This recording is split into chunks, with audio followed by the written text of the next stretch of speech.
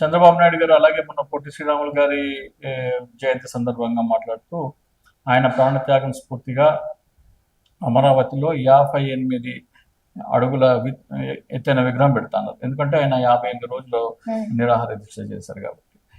So వీటన్నిటి నేపథ్యంలో ఒకసారి మనం ఆలోచించాలి. ఇప్పుడు పొట్టి శ్రీరాములు గారి విగ్రహం పెడుతున్నారు, మంచిదే, వెరీ గుడ్, పెట్టాలి. కానీ ప్రతి ప్రభుత్వ కార్యాలయంలో, ప్రతి ప్రభుత్వ ప్రైవేటు పాఠశాలలో, విద్యా సంస్థలలో పొట్టి శ్రీరాములు గారి ఫోటో ఉండాలి. ఇది చేయాలి కదా. అవును, ఇది చేయాలి. అమరావతిలో ఒక చోట ఉంటే ఎట్లా? ఆంధ్రప్రదేశ్ రాష్ట్రం ఏర్పాటు కోసము ప్రాణత్యాగం చేసింది పొట్టి శ్రీరాములు గారు.